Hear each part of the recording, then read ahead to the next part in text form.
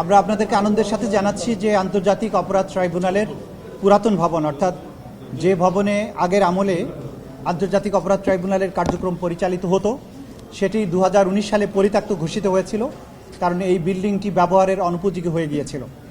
পরবর্তীতে দীর্ঘ সময় ধরে এটা সংস্কারের ব্যাপারে নানান চিঠি চালাচালি হলেও এইটার আর সংস্কার কাজে কখনো হাত দেওয়া হয়নি। আমরা গত জুলাই আগস্টের বিপ্লবের পরে পরিবর্তিত বাংলাদেশে নতুন সরকার আসার পরে আমরা যারা আন্তর্জাতিক অপরাধ ট্রাইব্যুনালে যখন দায়িত্ব নেই, আমরা এটা পরিদর্শন করে দেখতে পেলাম যে এই বিল্ডিংটি ব্যবহারের সম্পূর্ণভাবে অনুপযোগী হয়ে পড়েছে। কিন্তু বর্তমানে যে টিন শেডটিতে অর্থাৎ গতকাল পর্যন্ত যে টিন শেডে বিচার কার্য পরিচালিত হচ্ছিল, সেখানে আন্তর্জাতিক স্ট্যান্ডার্ডের এই ধরনের হাই ভোল্টেজ একটা বিচার কার্য পরিচালনা হওয়াটা অশোভনীয় বলে মনে হয়েছিল আমাদের কাছে। তাৎক্ষণিকভাবে আমরা এই বিষয়টি সরকারের যথাযথ কর্তৃপক্ষের দৃষ্টিগোচরে আনি এবং তারা তখন তাৎক্ষণিকভাবে সিদ্ধান্ত নেন যে এই আগের যে ইজলাস কক্ষ ছিল সেটিকে সংস্কারপূর্বক এই ভবনটিকে ব্যবহারের উপযোগী করা দরকার।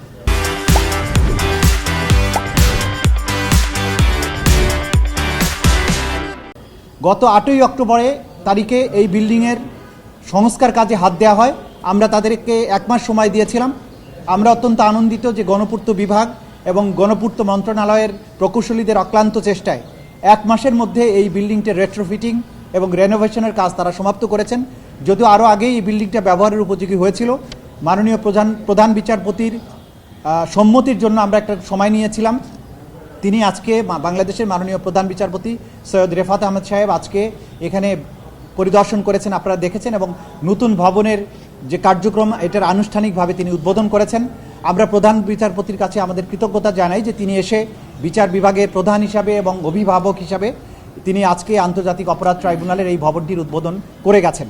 তিনি একটি বার্তা আপনাদের কাছে দেওয়ার জন্য আমাদের কাছে দিয়েছেন, যেটা আপনারা ইতিমধ্যে পেয়েছেন, এবং তিনি আশা প্রকাশ করেছেন যে যে ভবনে আজকে এই বিচার কার্য পরিচালনার জন্য নতুন করে হস্তান্তর করা হলো সেই ভবনটির একটা ঐতিহাসিক মূল্য আছে।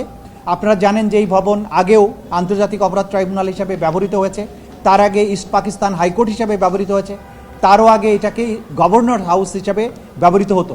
1905 সালে প্রতিষ্ঠিত এই ভবনটির ঐতিহাসিক একটা মূল্য আছে, সেটির কথা তিনি স্মরণ করিয়ে দিয়েছেন এবং তিনি বলেছেন যে জুলাই আগস্টের রক্তাক্ত অভ্যুত্থানের মধ্য দিয়ে বাংলাদেশে যে নতুন পর্যায়ে প্রবেশ করেছে, ছাত্র জনতার যে আকুতি, বিচার প্রাপ্তির যে আকাঙ্ক্ষা, ন্যায় বিচার প্রাপ্তির যে আকাঙ্ক্ষা, সেটি এই ট্রাইব্যুনাল পূরণ করতে পারবে বলে তিনি আশাবাদ ব্যক্ত করেছেন এবং তিনি মনে করেন যে মানুষের ন্যায় বিচার প্রাপ্তির জন্য এই ট্রাইব্যুনাল সত্যিকারের একটা ভূমিকা পালন করবে এবং সেই দিনটি দেখার জন্য তিনি বাংলাদেশের জনগণের সাথে একইভাবে তাকিয়ে আছেন। তিনি যেটা বলেছেন যে ট্রাইব্যুনালের প্রতি মাননীয় প্রধান বিচারপতির প্রত্যাশা যে একজন সাধারণ নাগরিক তার হৃদয় উচ্চারিত অকৃত্রিম চেতনাবোধ থেকে সমগ্র জাতির নৈতিক সমর্থন পুষ্ট একটি গণজোয়ার রুখতে সংগঠিত গণহত্যা এবং মানবতা বিরোধী অপরাধের বিচারে আন্তর্জাতিক অপরাধ ট্রাইব্যুনালের প্রতি যে প্রত্যাশা, জাতির যে প্রত্যাশা, সেই প্রত্যাশা প্রধান বিচারপতি মহোদয় ব্যক্ত করেছেন। আমরা মাননীয় প্রধান বিচারপতির এই প্রত্যাশার সাথে একাত্মতা ঘোষণা করছি এবং আমরা আশা করছি প্রধান বিচারপতির প্রত্যাশা এবং জাতীয় প্রত্যাশা এই ভবনে স্থাপিত আন্তর্জাতিক অপরাধ ট্রাইব্যুনাল পূরণ করতে পারবেন। আপনাদের সবাইকে ধন্যবাদ। এর ধরেন আজকের থেকে শুরু হয়ে গেল, মানে পরবর্তী যেদিনই মামলার তারিখ থাকবে এই ভবন থেকেই সেই কার্যক্রমটা পরিচালিত হবে। সুতরাং আজকের থেকে এটা যাত্রা শুরু হয়ে গেল এই ভবনটা।